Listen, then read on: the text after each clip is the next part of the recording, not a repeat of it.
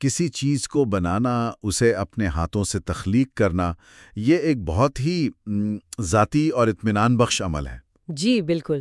لیکن پھر وہ ایک لمحہ آتا ہے جب آپ کو اس تخلیق کو دنیا کے سامنے پیش کرنا ہوتا ہے۔ ہاں، وہ سب سے مشکل لمحہ ہوتا ہے۔ جب آپ کا پروجیکٹ آپ کے کمپیوٹر کی محفوظ دنیا سے نکل کر لاکھوں لوگوں کے لیے دستیاب ہو جاتا ہے۔ آج ہم اسی اہم اور اکثر خوف زدہ کر دینے والے لمحے کی گہرائی میں اتریں گے، ایک ویب سائٹ کو کامیابی سے لانچ کرنے کا عمل۔ اچھا موضوع ہے۔ ہمارے پاس جو مواد ہے وہ ظہیر احمد میر صاحب کی کتاب کوچنگ ویب سائٹ ڈیولپمنٹ کے 9ویں باب سے لیا گیا ہے۔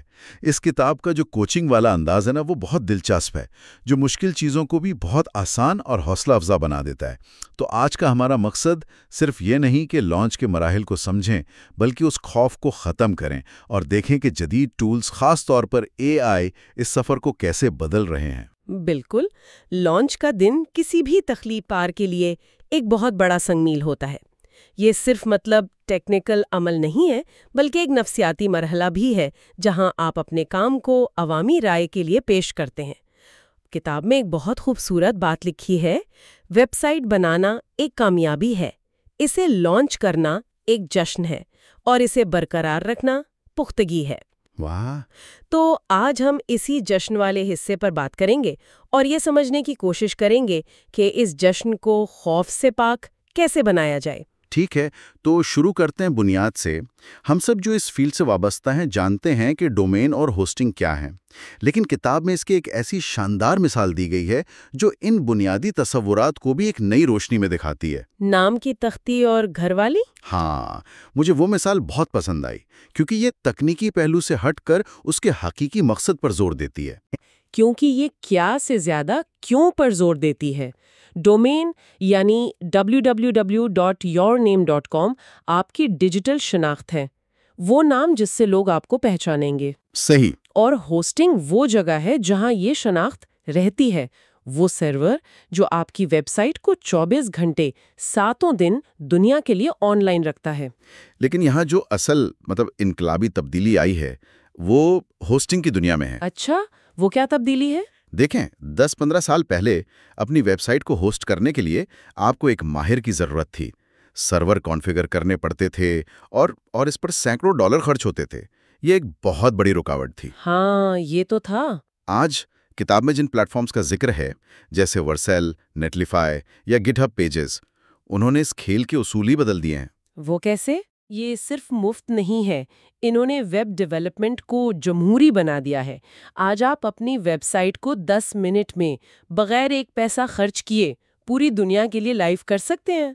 تخلیق اور تقسیم کے درمیان کی دیوار تقریباً ختم ہو چکی ہے۔ لیکن کیا ان مفت پلیٹ فارمز میں کوئی خرابی نہیں؟ اگر یہ اتنے ہی اچھے ہیں تو پھر لوگ پیسے دے کر ہوسٹنگ کیوں خریدتے ہیں؟ کچھ تو گڑبڑ ہوگی نا؟ بہت اہم سوال ہے۔ ان مفت سروسز کی کچھ حدود ہوتی ہیں۔ مثال کے طور پر، اگر آپ کی ویب سائٹ پر ایک خاص حد سے زیادہ ٹریفک نہیں آتی تو یہ پلیٹ فارمز آپ کی ایپ کو سلا دیتے ہیں۔ سلا دیتے ہیں؟ یعنی سلیپ موڈ میں ڈال دیتے ہیں۔ جب کوئی نیا وزٹر آتا ہے تو اسے دوبارہ جاگنے میں چند سیکنڈ لگتے ہیں، جسے کولڈ سٹارٹ کہتے ہیں۔ اچھا۔ یہ چھوٹی ویب سائٹس یا پورٹ فولیوز کے لیے تو ٹھیک ہے، لیکن ایک ای کامرس اسٹور کے لیے یہ چند سیکنڈ بھی صارف کے تجربے کو خراب کر سکتے ہیں۔ بالکل۔ اس کے علاوہ پیچیدہ بیک اینڈ یا ڈیٹا بیس کی ضروریات کے لیے آپ کو پیڈ پلانز کی طرف جانا پڑتا ہے۔ تو یہ مفت ٹولز ایک شاندار شروعات ہیں، لیکن جیسے جیسے آپ کا پروجیکٹ بڑھتا ہے آپ کو اپنی ضروریات کا دوبارہ جائزہ لینا پڑتا ہے۔ ٹھیک ہے، تو ڈومین اور ہوسٹنگ کی بنیاد تو سمجھ آ گئی، لیکن اصل خوف تو لانچ کے بٹن سے جڑا ہے، وہ احساس کہ اگر کچھ غلط ہو گیا تو۔ ہاں، کتاب اس خوف کو 4 بہت ہی آسان مراحل میں تقسیم کر کے ختم کر دیتی ہے۔ جی، اور یہ صرف ایک ٹیکنیکل چیک لسٹ نہیں ہے، یہ ایک نفسیاتی حکمت عملی ہے۔ اچھا؟ جب کوئی بڑا کام سامنے ہوتا ہے تو ہمارا دماغ اسے دیکھ کر گھبرا جاتا ہے۔ اسے چھوٹے قابل عمل حصوں میں توڑنا خوف پر قابو پانے کا بہترین طریقہ ہے۔ پہلا قدم اپنے کوڈ کو تیار کریں، یعنی لنکس چیک کرنا، تصویروں کو کمپریس کرنا تاکہ سائٹ تیزی سے کھلے۔ دوسرا، ویب سائٹ کو تعینات کریں، یعنی فائلیں ہوسٹنگ پلیٹ فارم پر ڈالنا، جو اب صرف ڈریگ اینڈ ڈراپ کا کام رہ گیا ہے۔ صحیح۔ ڈرانے والا قدم، ڈومین کو منسلک کریں۔ اور آخر میں چوتھا اور سب سے اہم قدم، جشن منائیں اور اپنے کام کو شیئر کریں۔ آپ نے کہا کہ تیسرا قدم یعنی ڈومین کو جوڑنا سب سے زیادہ ڈرانے والا ہوتا ہے، ایسا کیوں ہے؟ اس میں ڈی این ایس ریکارڈز جیسی چیزیں آتی ہیں نا؟ ہاں، وہ واقعی بہت تکنیکی لگتی ہیں۔ بالکل، سی نیم، اے ریکارڈز، نیم سرورز، یہ الفاظ نئے آنے والوں کے لیے بہت خوفناک ہو سکتے ہیں۔ ایک چھوٹی سی غلطی اور آپ کی ویب سائٹ یا ای میل بند ہو سکتی ہے۔ صحیح۔ اور یہیں پر اے آئی کا کردار ایک گیم چینجر کے طور پر سامنے آتا ہے۔ کتاب میں ایک بہت عملی پرومپٹ کی مثال دی گئی ہے۔ فرض کریں آپ نے گو ڈیڈی سے ڈومین خریدا ہے اور نیٹلیفائی پر ہوسٹنگ کی ہے۔ آپ اے آئی سے صرف اتنا پوچھ سکتے ہیں کہ مجھے ایک بچے کی طرح مرحلہ وار سمجھائیں کہ میں اپنا گو ڈیڈی ڈومین نیٹلیفائی سے کیسے جوڑ سکتا ہوں۔ تمام تکنیکی اصطلاحات کی وضاحت کریں۔ ایک منٹ، کیا آپ یہ کہہ رہی ہیں کہ ایس سی او کے لیے گھنٹوں کی ورڈ ریسرچ کرنے اور میٹا ٹیگز لکھنے کی بجائے میں یہ کام اے آئی سے چند سیکنڈ میں کروا سکتا ہوں؟ جی بالکل۔ یہ تو میرے جیسے لوگوں کے لیے بہت بڑی تبدیلی ہے جو ایس سی او کو ایک الگ ہی دنیا سمجھتے ہیں۔ بالکل، اور یہ صرف ایس سی او تک محدود نہیں۔ آپ اے آئی سے کہہ سکتے ہیں میری نئی ویب سائٹ کے لانچ کے لیے 5 ٹویٹس اور ایک فیس بک پوسٹ لکھو، ٹون پرجوش اور دلچسپ ہونا چاہیے۔ واہ! یا پھر میری ویب سائٹ کے اباؤٹ اس پیج کے لیے 150 الفاظ کا ایک ڈرافٹ لکھو۔ یہ آپ کو ایک خالی صفحے کے خوف سے بچاتا ہے۔ آپ کو ایک نقطۂ آغاز مل جاتا ہے جسے آپ بہتر بنا سکتے ہیں۔ صحیح۔ کتاب کا ایک بہت اہم مشورہ بھی یہی ہے کہ تکنیکی اصطلاحات سے نہ گھبرائیں، اے آئی انہیں فوری طور پر آپ کی زبان میں ترجمہ کر دیتا ہے۔ لیکن کیا اس میں ایک خطرہ نہیں ہے؟ اگر لوگ اے آئی پر اتنا انحصار کرنے لگیں گے اور ڈی این ایس جیسی بنیادی چیزوں کو سمجھے بغیر ہی آگے بڑھ جائیں تو جب کوئی مسئلہ آئے گا تو اسے کیسے حل کریں گے؟ جب اے آئی کا دیا ہوا حل کام نہ کرے تب کیا ہوگا؟ یہ ایک بہت ہی درست تشویش ہے۔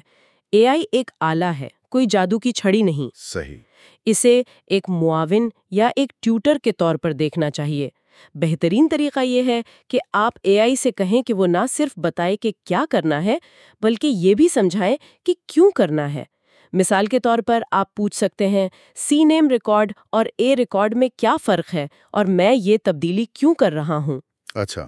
اس طرح آپ عمل بھی مکمل کر رہے ہیں اور ساتھ ساتھ سیکھ بھی رہے ہیں۔ اے آئی کو اپنی کمزوری بنانے کی بجائے اپنی سیکھنے کی رفتار بڑھانے کے لیے استعمال کرنا چاہیے۔ مطلب ٹیکنالوجی پر اندھا اعتماد خطرناک ہے۔ بالکل، لیکن اسے سمجھدانی سے استعمال کرنا آپ کو بااختیار بناتا ہے۔ یہ بہت معقول بات ہے۔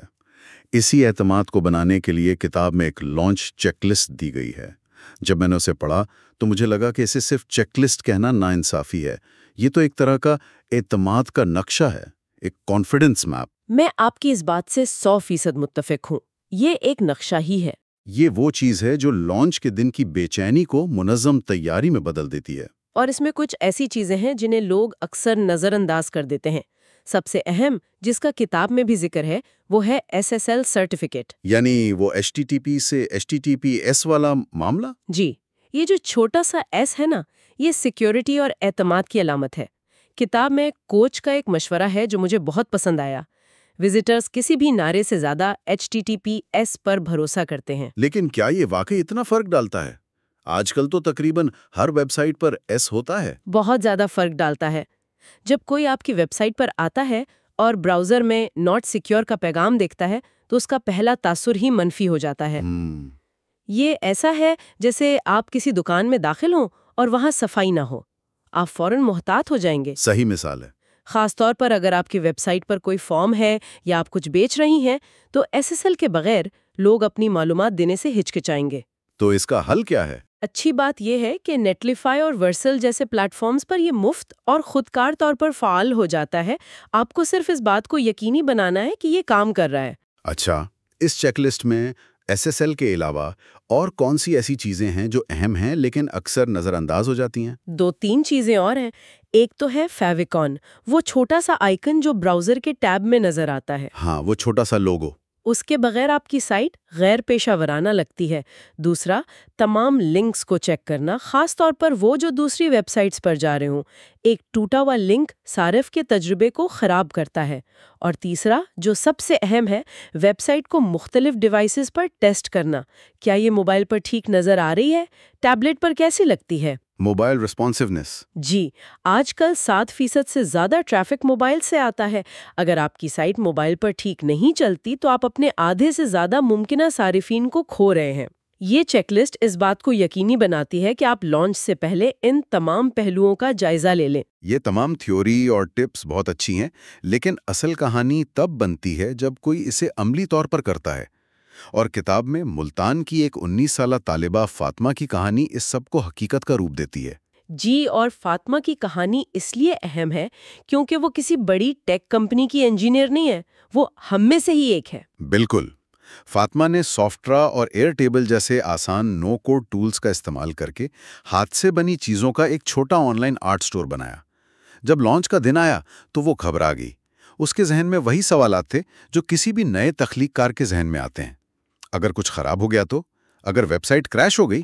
اگر میرا پیمنٹ گیٹ وے کام نہ کیا تو؟ یہ ایک بہت فطری خوف ہے۔ اپنے کام کو دنیا کے سامنے لانا ہمیشہ ایک کمزور لمحہ ہوتا ہے۔ آپ خود کو تنقید کے لیے پیش کر رہے ہوتے ہیں۔ تو فاطمہ نے کیا کیا؟ اس نے اپنے خوف کو خود پر حاوی نہیں ہونے دیا.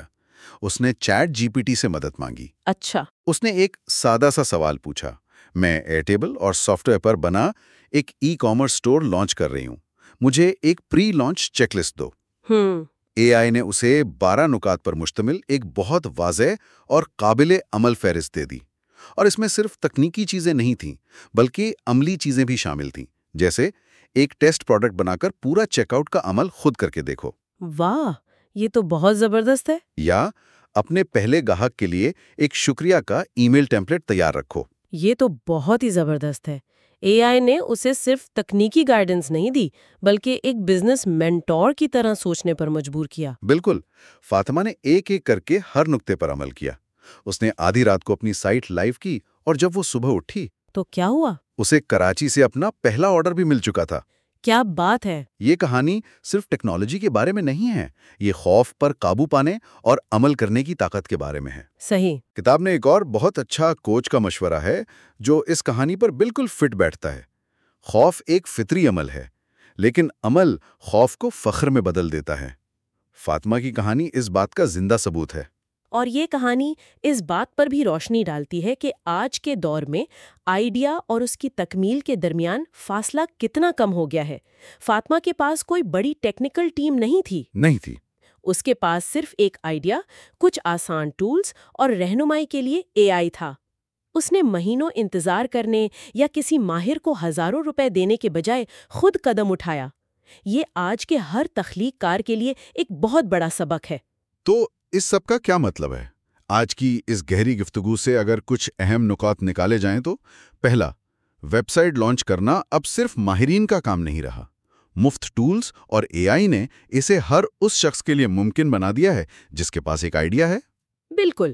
دوسرا، ڈومین اور ہوسٹنگ جیسے تصورات جنہیں کتاب نام کی تختی اور گھر کہتی ہے، ان کے پیچھے کی سوچ کو سمجھنا ضروری ہے. جی۔ تیسرا، ایک اچھی چیک لسٹ یا اعتماد کا نقشہ لانچ کے دن کے خوف کو منظم تیاری میں بدل سکتا ہے، جو آپ کو چھوٹی چھوٹی لیکن اہم غلطیوں سے بچاتا ہے.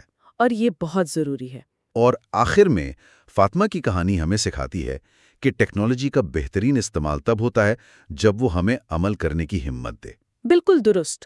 اور اگر ہم کتاب کے اس ابتدائی اقتباس پر واپس جائیں جس میں کہا گیا تھا کہ اسے برقرار رکھنا پختگی ہے، تو یہ ہمیں ایک بہت اہم سوچ کی طرف لے جاتا ہے۔ ویب سائٹ لانچ کرنا سفر کا اختتام نہیں بلکہ آغاز ہے۔ اصل کہانی تو اس کے بعد شروع ہوتی ہے۔ صحیح۔ ایک تخلیق کار کے لیے یہ سوچنا بہت ضروری ہے کہ وہ بنانے والے یعنی دا بلڈر کے ذہن سے نکل کر برقرار رکھنے والے دا مینٹینر اور بڑھانے والے دا گروئر کے ذہن میں کیسے منتقل ہو۔ اچھا سوال ہے۔ وہ شخص جو مسلسل صارفین کے تاثرات اور ڈیٹا سے سیکھتا ہے، اپنی ویب سائٹ کو بہتر بناتا ہے اور اسے وقت کے ساتھ ساتھ بڑھاتا ہے۔ یہ پختگی کا مرحلہ کیسا نظر آتا ہے؟ لانچ کا جشن منانے کے بعد شاید یہی سب سے اہم سوال ہے جس پر ہر نئے ویب سائٹ مالک کو غور کرنا چاہیے۔ اب میں اس کے لیے ایک بڑی سادہ سی چیک لسٹ دی گئی ہے جو نئے لوگوں کے لیے میرے خیال میں بہت اچھی ہے۔ ہاں، اور اس کی خوبصورتی اس کی سادگی میں ہی ہے۔ یہ کسی راکٹ سائنس کی بات نہیں کرتا بلکہ بہت بنیادی چیزوں پر زور دیتا ہے، جیسے ہر صفحے کا عنوان یعنی ٹائٹل اور تفصیل میٹا ڈسکرپشن بالکل واضح ہو، یہ ایسا ہی ہے جیسے آپ اپنی دکان کے باہر ایک بورڈ لگا رہے ہیں تاکہ لوگوں کو پتہ چلے کہ اندر کیا ہے۔ پھر اپنے مواد میں کلیدی الفاظ یعنی کی ورڈز کو قدرتی طریقے سے استعمال کرنا، انہیں زبردستی ہر جملے میں ٹھونسنا نہیں، بلکہ اس طرح لکھنا کہ پڑھنے والے کو فائدہ ہو۔ اور اس میں ایک اور بات جو اکثر لوگ بھول جاتے ہیں وہ ہے تصاویر کے لیے آلٹ ٹیکسٹ شامل کرنا۔ یہ بہت چھوٹی سی چیز لگتی ہے لیکن اس کے دو بڑے فائدے ہیں۔ بالکل، پہلا تو یہ کہ جو لوگ دیکھ نہیں سکتے اور اسکرین ریڈر استعمال کرتے ہیں انہیں پتہ چلتا ہے کہ تصویر کس چیز کی ہے، اور دوسرا یہ گوگل کو بتاتا ہے کہ آپ کی تصویر کا موضوع کیا ہے، جس سے آپ کی تصویر گوگل امیج سرچ میں آ سکتی ہے۔ اس کے علاوہ اپنی ہی ویب سائٹ کے دوسرے صفحات کو لنک کرنا اور آخر میں گوگل سرچ کنسول میں اپنا سائٹ میپ جمع کروانا، یہ گوگل کو آپ کی ویب سائٹ کا ایک نقشہ دینے جیسا ہے تاکہ وہ آسانی سے ہر صفحے تک پہنچ سکے۔ اچھا، یہ سب تو ہو گئی تکنیکی باتیں، لیکن کتاب میں کوچ کی ایک ٹپ ہے جس نے مجھے واقعی سوچنے میں مجبور کیا۔ گوگل کا پیچھا نہ کریں، وضاحت، رفتار اور ایمانداری پر توجہ دیں، الگورتھم خود ہی معیار کی پیروی کرتا ہے۔ یہ سننے میں تو بہت اچھا لگتا ہے، لیکن کیا یہ آج کے دور میں حقیقت پسندہ نہ ہے؟ میرا مطلب ہے، کیا چھوٹی کاروبار واقعی گوگل کے الگورتھم کو نظر انداز کر کے کامیاب ہو سکتے ہیں؟ انہیں تو ہر روز اس گیم کو کھیلنا پڑتا ہے۔ یہ ایک بہت اہم سوال ہے۔ دیکھیں، اس کا مطلب یہ نہیں کہ آپ SEO کو مکمل طور پر نظر انداز کر دیں۔ اس کا مطلب یہ ہے کہ آپ کی سوچ کا مرکز کیا ہے۔ کیا آپ کا مقصد صرف گوگل کو خوش کرنا ہے یا اپنے وزٹر کو؟ اگر آپ صرف گوگل کے لیے لکھیں گے تو آپ عجیب و غریب جملے بنائیں گے اور مواد بے جان ہو جائے گا۔ لیکن اگر آپ ایک انسان کے لیے اس کے مسئلے کو حل کرنے کے لیے لکھیں گی تو آپ کا مواد خود بخود واضح، مفید اور ایماندارانہ ہو جائے گا۔ گوگل کے الگورتھمز تو وقت کے ساتھ بدلتے رہتے ہیں، لیکن ایک چیز مستقل رہتی ہے، وہ ہمیشہ بہترین اور سب سے زیادہ متعلقہ مواد کو اوپر لانا چاہتے ہیں۔ تو جب آپ اپنے وزٹر کو ترجیح دیتی ہیں تو آپ بلاباستہ طور پر گوگل کے طویل مدتی مقصد کو ہی پورا کر رہی ہوتی ہیں۔ یعنی یہ سسٹم کو ہرانے کی کوشش کرنے کے بجائے سسٹم کے ساتھ کام کرنے جیسا ہے۔ ٹھیک ہے، یہ بات سمجھ میں آتی ہے۔ تو فرض کریں ہم نے یہ سب کیا اور لوگ ویب سائٹ پر آنا شروع ہو گئے، یہ تو بہت اچھی بات ہے، لیکن یہ تو آدھی کہانی ہے۔ اب ہمیں یہ جاننا ہے کہ یہ لوگ کون ہیں اور وہ ہماری سائٹ پر آ کر کیا کر رہے ہیں۔ یہ بالکل ایسا ہے جیسے آپ نے ایک پارٹی رکھی اور اب آپ دیکھنا چاہتے ہیں کہ مہمانوں کو کون سا کھانا پسند آ رہا ہے اور کون سا نہیں۔ بالکل صحیح مثال ہے، اور یہیں پر اینالیٹکس کا کردار آتا ہے۔ کتاب میں ایک بہت خوبصورت جملہ ہے، ڈیٹا آپ کے وزٹرز کے بارے میں کہانیاں سناتا ہے۔ گوگل اینالیٹکس، plausible.io یا ورسیل اینالیٹکس جیسے ٹولز آپ کو یہی کہانیاں سناتے ہیں۔ وہ بتاتے ہیں کہ لوگ کس شہر سے آ رہے ہیں، وہ آپ کی ویب سائٹ پر کیسے پہنچے، کیا گوگل سرچ سے یا سوشل میڈیا سے، وہ کون سے صفحات سب سے زیادہ دیکھتے ہیں اور کس صفحے پر پہنچ کر وہ ویب سائٹ بند کر دیتے ہیں۔ اور اسی ڈیٹا کو سمجھنے کے لیے کتاب میں AI کا استعمال تجویز کیا گیا ہے، جو میرے خیال میں بہت زبردست ہے۔ مثلاً یہ پرومپٹ دینا کہ میری گوگل انالیٹکس رپورٹ کو ایسے سمجھاؤ جیسے میں 12 سال کا ہوں۔ لیکن یہاں ایک سوال پیدا ہوتا ہے، کیا AI واقعی اتنا سمجھدار ہے کہ وہ حقیقی اور گہری بصیرت مطلب انسائٹس فراہم کر سکے، یا وہ صرف عمومی مشورے ہی دے گا، جیسے اپنی ویب سائٹ کی رفتار تیز کریں یا زیادہ بلاگ پوسٹ لکھیں؟ یہ ایک بالکل نئی انقلابی مارکیٹنگ حکمت عملی بنا دے، لیکن اس کا اصل فائدہ کہیں اور ہے۔ اس کا فائدہ ہے ڈیٹا کو سب کے لیے قابل رسائی بنانا۔ پہلے باؤنس ریٹ یا کنورژن فنل جیسی اصطلاحات صرف ڈیجیٹل مارکیٹنگ کے ماہرین ہی سمجھتے تھے۔ اب کوئی بھی شخص، چاہے وہ ایک چھوٹا دکاندار ہو یا ایک بلاگر، AI سے سادہ زبان میں پوچھ سکتا ہے کہ باؤنس ریٹ کا کیا مطلب ہے اور میرا 70% باؤنس ریٹ اچھا ہے یا برا۔ AI پیچیدہ ڈیٹا کو ایک سادہ خلاصے میں بدل دیتا ہے، جس سے آپ بااختیار ہو جاتے ہیں اور بہتر سوالات پوچھنے کے قابل ہوتے ہیں۔ تو AI آپ کو جواب نہیں دیتا، بلکہ وہ آپ کو صحیح سوال پوچھنے کے قابل بناتا ہے۔ یہ دلچسپ ہے۔ اچھا، تو ڈیٹا کو سمجھنا ایک بات ہے، لیکن اسے روزمرہ کی عادت بنانا بالکل دوسری کہانی ہے۔ اکثر لوگ انالیٹکس کا ڈیش بورڈ مہینے میں ایک بار کھول کر دیکھتے ہیں، کچھ رنگین گراف دیکھتے ہیں اور پھر اسے بھول جاتے ہیں۔ اور کتاب اسی مسئلے کو حل کرنے کے لیے مسلسل نگرانی یعنی کنٹینیوس مانیٹرنگ کی عادت ڈالنے پر زور دیتی ہے۔ اسے ایک ہفتہ وار رسم بنانے کا مشورہ دیا گیا ہے۔ ہر ہفتے صرف 15 منٹ نکال کر یہ دیکھنا کہ پچھلے ہفتے سب سے زیادہ مقبول صفحہ کون سا تھا، لوگ کس صفحے سے سب سے زیادہ ویب سائٹ چھوڑ کر گئے، کون سے نئے کی ورڈز ٹریفک لا رہے ہیں۔ یہ چھوٹے چھوٹے سوالات آپ کو اپنی سمت درست رکھنے میں مدد دیتے ہیں۔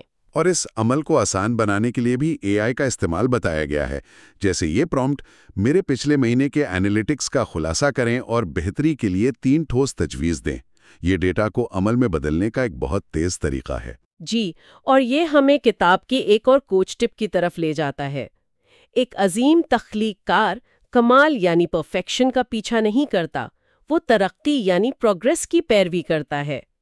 اس کا مطلب یہی ہے کہ آپ کو ہر ہفتے اپنی ویب سائٹ میں کوئی بہت بڑی تبدیلی کرنے کی ضرورت نہیں ہے۔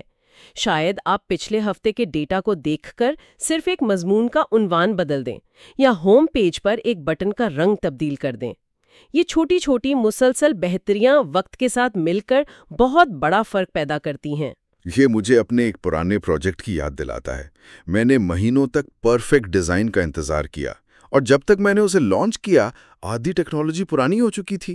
یہ کمال کا انتظار نہ کرنے والی بات واقعی بہت سچی ہے۔ اچھا، اب کچھ ایسی باتوں پر آتے ہیں جو شاید اتنی دلچسپ نہ لگیں لیکن ہیں بہت ضروری، یعنی ویب سائٹ کی دیکھ بھال اور بیک اپ۔ یہ وہ کام ہے جو کوئی نہیں کرنا چاہتا، لیکن اگر نہ کیے جائیں تو ساری محنت ضائع ہو سکتی ہے۔ یہ بالکل گھر کی انشورنس کی طرح ہے۔ جب تک سب ٹھیک چل رہا ہو یہ فضول خرچ لگتا ہے، لیکن جس دن کوئی مسئلہ ہوتا ہے اس دن اس کی اصل قیمت کا اندازہ ہوتا ہے۔ کتاب میں بہت سادہ اقدامات بتائے گئے ہیں۔ ہفتے میں ایک بار اپنی ویب سائٹ کی فائلوں اور ڈیٹا بیس کا بیک اپ لیں۔ اس کے لیے گوگل ڈرائیو یا گٹ ہب جیسے مفت ٹولز استعمال کیے جا سکتے ہیں۔ اگر آپ ورڈپریس استعمال کر رہی ہیں تو اپنے پلگنز کو ہمیشہ اپ ڈیٹ رکھیں۔ پرانے پلگنز سیکیورٹی کے لیے سب سے بڑا خطرہ ہوتے ہیں۔ اور ایک اور ٹول کا ذکر ہے اپ ٹائم روبوٹ۔ یہ ایک مفت سروس ہے جو آپ کی ویب سائٹ کو ہر چند منٹ بعد چیک کرتی ہے، اور اگر وہ ڈاؤن ہو جائے تو آپ کو فوراً ای میل یا میسج بھیج دیتی ہے۔ یہ بہت ضروری ہے کیونکہ ایک ویب سائٹ جو بار بار بند ہوتی ہے وہ اپنے وزٹرز کا اعتماد بہت جلد کھو دیتی ہے۔ جب آپ کی ویب سائٹ کی بنیاد مضبوط ہو، وہ محفوظ ہو، تیز ہو اور ہمیشہ دستیاب ہو، تب آپ اس پر ایک مضبوط کمیونٹی بنا سکتی ہیں۔ اس کے بعد کتاب میں فعال طور پر اپنے سامعین بنانے کی بات کی گئی ہے۔ ویب سائٹ کو قارئین کے بغیر لائبریری سے تشبیہ دی گئی ہے، جو بہت طاقتور ہے۔ آپ نے دنیا کی بہترین کتابیں لکھ کر رکھ دیں، لیکن اگر کوئی پڑھنے والا ہی نہیں تو اس کا کیا فائدہ؟ اور یہاں ایک بار پھر اے آئی کو ایک تخلیقی پارٹنر کے طور پر پیش کیا گیا ہے۔ یہ کہا گیا ہے کہ اے آئی کو بلاگ پوسٹس کے لیے آئیڈیاز سوچنے، سوشل میڈیا کے لیے کیپشنز لکھنے یا نئے ای میل سبسکرائبرز کے لیے ایک خوش آمدیدی پیغام لکھنے کے لیے استعمال کیا جا سکتا ہے۔ لیکن کیا اس سے مواد بہت مصنوعی اور بے جان نہیں ہو جائے گا؟ کیا ہر کسی کا مواد ایک جیسا نہیں لگنے لگے گا؟ یہ خدشہ بالکل جائز ہے، لیکن یہاں بھی سوچ کو بدلنے کی ضرورت ہے۔ اے آئی کو ایک مصنف کے طور پر نہیں بلکہ ایک اسسٹنٹ کے طور پر دیکھیں۔ اگر آپ کو سمجھ نہیں آ رہا کہ اگلا بلاگ کس موضوع پر لکھیں تو آپ اے آئی سے پوچھ سکتی ہیں، میری ویب سائٹ ٹیکس فائلنگ کے بارے میں ہے، مجھے 5 ایسے بلاگ آئیڈیاز دو جو نئے ٹیکس دہندانوں کے لیے دلچسپ ہوں۔ وہ آپ کو ایک نقطۂ آغاز دے گا، پھر اس آئیڈیا کو لے کر اپنی کہانی، اپنا تجربہ اور اپنا انداز شامل کرنا آپ کا کام ہے۔ اے آئی آپ کی تخلیقی صلاحیت کو بڑھاتا ہے، اس کی جگہ نہیں لیتا۔ تو یہ رائٹرز بلاک کو توڑنے کا ایک ذریعہ ہے، اور اس حصے میں بھی مستقل مزاجی پر زور دیا گیا ہے۔ کوچ کی ٹپ ہے، مستقل مزاجی سے پہچان بنتی ہے۔ چاہے وہ ویب سائٹ کی دیکھ بھال ہو یا نیا مواد بنانا، باقاعدگی بہت ضروری ہے۔ بالکل، کیونکہ اس سے آپ کے سامعین کے ساتھ ایک توقع قائم ہوتی ہے۔ انہیں پتہ ہوتا ہے کہ آپ ہر ہفتے ایک نئی ویڈیو یا ایک نیا مضمون شائع کریں گی۔ یہ ایک رشتہ بنانے کا عمل ہے، اور رشتے ہمیشہ وقت اور مستقل مزاجی سے بنتے ہیں۔ یہ سب باتیں تھیوری میں بہت اچھی لگتی ہیں، لیکن کیا حقیقی دنیا میں بھی ایسا ہی ہوتا ہے؟ کیا بڑی کمپنیاں واقعی ایسے ہی چھوٹے چھوٹے قدموں سے شروع ہوتی ہیں؟ کتاب میں کچھ بہت متاثر کن مثالیں دی گئی ہیں۔ جی ہاں، اور یہ مثالیں اس خیال کو بہت تقویت دیتی ہیں۔ جیسے ایئر بی این بی کو ہی دیکھ لیں۔ آج وہ اربوں ڈالر کی کمپنی ہے، لیکن اس کی شروعات ایک انتہائی سادہ ایک صفحے کی ویب سائٹ سے ہوئی تھی۔ بانیوں کے پاس اپنے اپارٹمنٹ میں کچھ اضافی جگہ تھی اور انہوں نے ایک کانفرنس کے دوران اسے کرائے پر دینے کے لیے ایک ویب سائٹ بنائی، صرف یہ دیکھنے کے لیے کہ کیا کوئی اس میں دلچسپی رکھتا ہے۔ انہوں نے مہینوں لگا کر ایک پرفیکٹ پلیٹ فارم نہیں بنایا تھا۔ تو ڈراپ باکس کی کہانی تو اس سے بھی زیادہ دلچسپ ہے۔ ان کے پاس تو پروڈکٹ بھی تیار نہیں تھی، انہوں نے صرف ایک 3 منٹ کی وضاحتی ویڈیو بنائی جس میں یہ دکھایا گیا کہ ان کا آئیڈیا کیسے کام کرے گا۔ انہوں نے وہ ویڈیو آن لائن پوسٹ کی اور راتوں رات ہزاروں لوگوں نے سائن اپ کر لیا۔ اس سے انہیں یہ یقین ہو گیا کہ وہ ایک حقیقی مسئلے کو حل کر رہے ہیں، اور پھر انہوں نے پروڈکٹ بنانے پر کام شروع کیا۔ اور ایک مقامی مثال parkfiler.com بھی دی گئی ہے۔ وہ ایک بہت ہی سادہ آن لائن فارم سے شروع ہوئے تھے تاکہ لوگوں کو ٹیکس فائل کرنے میں مدد مل سکے۔ آج وہ ایک قومی سطح کا AI پلیٹ فارم بن چکے ہیں۔ ان تمام کہانیوں میں مشترکہ سبق یہ ہے، ہر کوئی چھوٹے پیمانے پر ہی شروع کرتا ہے۔ اصل کامیابی کا راستہ یہی ہے، جلدی لانچ کریں، لوگوں سے فیڈ بیک لیں، اس سے سیکھیں اور پھر بہتری لائیں۔ اور کوچ کی آخری ٹپ اس پورے عمل کا بہترین خلاصہ ہے: کمال کا انتظار نہ کریں، لانچ کریں، سیکھیں اور آگے بڑھیں۔ یہ واقعی ساری بحث کا نچوڑ ہے۔ یہ انتظار کرنے اور حد سے زیادہ منصوبہ بندی کرنے کے بجائے عمل کرنے کی ترغیب دیتا ہے، کیونکہ اصل سیکھنے کا عمل تبھی شروع ہوتا ہے جب آپ کی تخلیق دنیا کے سامنے آتی ہے اور حقیقی لوگ اسے استعمال کرنا شروع کرتے ہیں۔ تو اس ساری گفتگو کا خلاصہ یہ ہے کہ ایک ویب سائٹ کا سفر کوئی سیدھی لکیر نہیں، بلکہ ایک چکر کی طرح ہے۔ آپ لانچ کرتے ہیں، پھر ڈیٹا کے ذریعے اپنے وزٹرز کی بات سنتے ہیں، اس کی بنیاد پر بہتری لاتے ہیں، اور پھر اپنے مواد کے ذریعے لوگوں سے جڑتے ہیں۔ اور یہ چکر مسلسل چلتا رہتا ہے۔ ہر چکر میں آپ کی ویب سائٹ تھوڑی اور بہتر ہوتی جاتی ہے۔ اور اس مواد کا مرکزی پیغام بہت واضح ہے۔ مقصد پرفیکشن حاصل کرنا نہیں، بلکہ مسلسل ترقی کرنا ہے۔ AI جیسے ٹولز اس سفر میں آپ کے مددگار ہیں۔ وہ آپ کے کام کی جگہ نہیں لیتے، بلکہ آپ کو مزید بااختیار بناتے ہیں تاکہ آپ اپنا وقت ٹیکنیکل تفصیلات کے بجائے بڑی تصویر پر مرکوز کر سکیں۔ کتاب کا ایک آخری جملہ بہت طاقتور ہے، جو واقعی ذہن میں رہ جاتا ہے۔ انٹرنیٹ کمال کو نہیں، ہمت کو انعام دیتا ہے۔ اصل بات پہلا قدم اٹھانا ہے، چاہے وہ کتنا ہی چھوٹا اور نامکمل کیوں نہ ہو۔ بالکل، کیونکہ وہ پہلا قدم ہی باقی تمام سیکھنے اور ترقی کے دروازے کھولتا ہے۔ یہ ہمیں غور و فکر کے لیے ایک بہت دلچسپ نقطے پر چھوڑ جاتا ہے۔ کتاب کے آخر میں ایک ریفلیکشن باکس ہے، جس میں کچھ سوالات ہیں، جیسے لانچ کے دن کا سب سے دلچسپ حصہ کیا تھا، یا میں نے اس عمل میں کون سا ایک بڑا مسئلہ حل کیا۔ یہ سوالات تکنیکی پہلوؤں سے ہٹ کر ذاتی تجربے پر توجہ مرکوز کرتے ہیں، جو کہ بہت اہم ہے، کیونکہ کوئی بھی پروجیکٹ بنانا صرف کوڈنگ یا ڈیزائننگ نہیں ہوتا، یہ ایک ذاتی سفر بھی ہے۔ تو شاید سننے والوں کے لیے آخری سوچ یہ ہو سکتی ہے، ان تمام تکنیکی اقدامات SEO اور انالیٹکس سے ہٹ کر کوئی بھی پروجیکٹ شروع کرنا، چاہے وہ ایک چھوٹی سی ویب سائٹ ہی کیوں نہ ہو، آپ کی کون سی ذاتی کہانی سناتا ہے۔ اس سارے عمل سے آپ نے صرف کوڈ یا مارکیٹنگ کے بارے میں ہی نہیں، بلکہ خود اپنے بارے میں کیا سیکھا، تخلیق کے عمل، صبر اور ناکامی کے خوف پر قابو پانے کے بارے میں کیا جانا۔ شاید اصل انعام ویب سائٹ نہیں، بلکہ وہ شخص ہے جو آپ اس عمل کے دوران بن جاتے ہیں۔